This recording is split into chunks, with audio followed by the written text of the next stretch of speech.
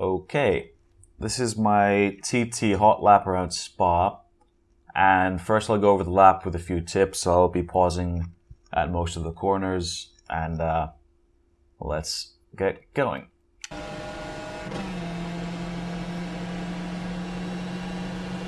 So heading over to Rouge here, it's important to use a fair bit of the curb in the first part here so that you're positioned nicely to head up the hill.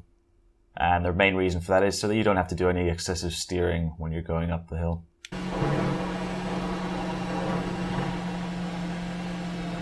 Steering wheel's fairly straight here. As you go over the crest, you don't want to have any extra steering input because it can just scrub out either the front or the rear a little bit, costing you precious speed.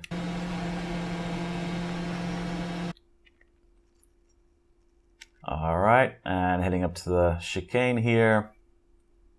You'll notice I use second gear. I think third might be just as quick, but I feel that I'm more consistent using second. It just allows that rotation to really happen easier. With third, you have to be really spot on with your brake release and turn in. Otherwise, it tends to understeer a bit too much.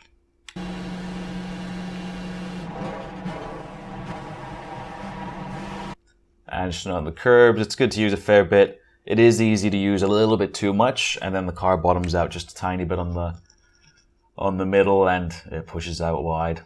So this is a fairly good one here.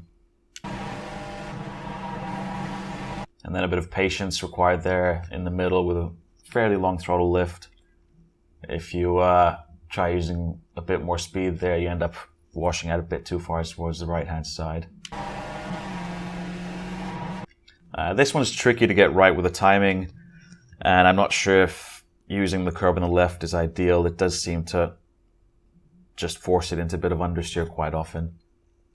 Ideally, you do the off-throttle time here would be even less than it was on this lap, and you could use a little bit more curb on the inside of the corner than I do here.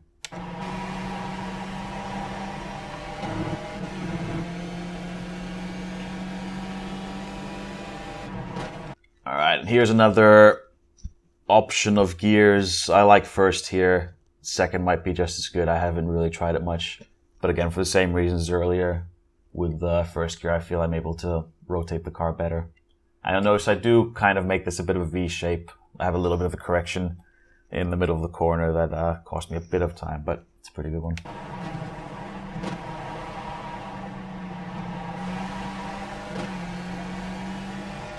And between these corners, it's a balance of getting a bit of exit speed here or making sure that you're all the way to the right for the next corner. So here you notice there's about a meter or so on the left-hand side of track still usable.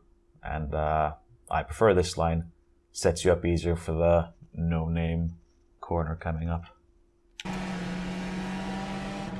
And here it is super easy to brake too late, and then you end up missing the curb and scrubbing out wide.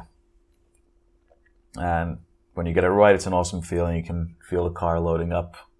And on this particular lap, I'm just a tiny bit oversteery, so it doesn't quite load up perfectly.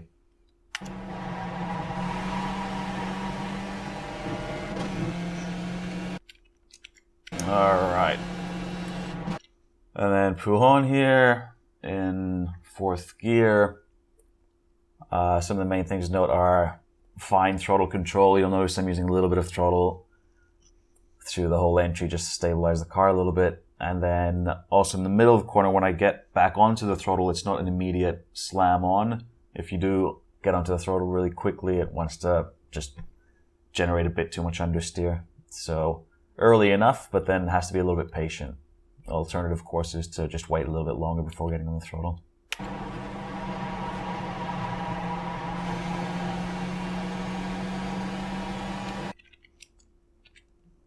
And experimented here a little bit with slightly earlier turn and slightly later turn in.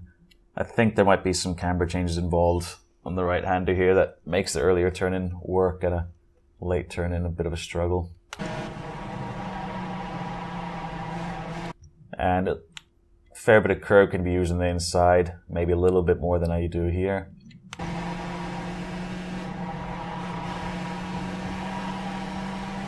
And the same thing for that left-hander there. You could use a tiny bit more curve than I did there. This corner is fun. I like to try to throw the car a tiny bit sideways on the entry, just to set up a nicer rotation going into the corner. So then it's nice and easy to get on the throttle super early. Although in that case, it didn't quite work, and I was forced to wait just a tiny bit longer than I wanted to get on the throttle. Not a big loss of time though.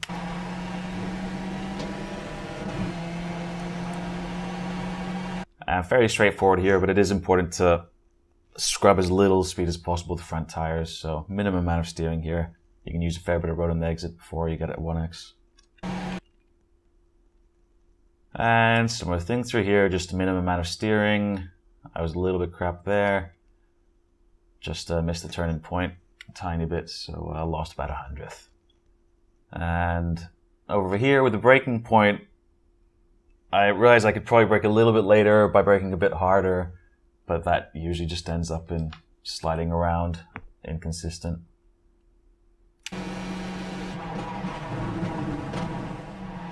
So critical to get a brake release right here. You really don't want to be braking too hard, too deep into the corner. And just take note of the camber changes here on the transition from the right to the left. So here notice if you want to try going for an extra wide entry, you're actually not using the camber on the track anymore. So roughly in the middle, and then use the camber to your advantage. I've been saying camber, but banking camber on the track.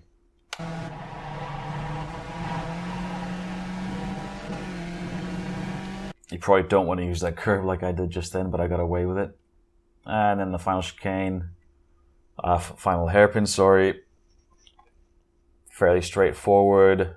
I find that a slightly earlier turn-in than I started out with this week works better.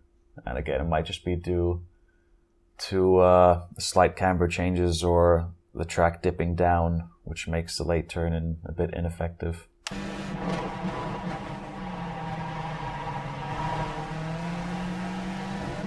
And then use as much as you can there, straighten out the wheel, carry maximum speed to the finish line. And I'll just set this to the beginning and play the whole lap.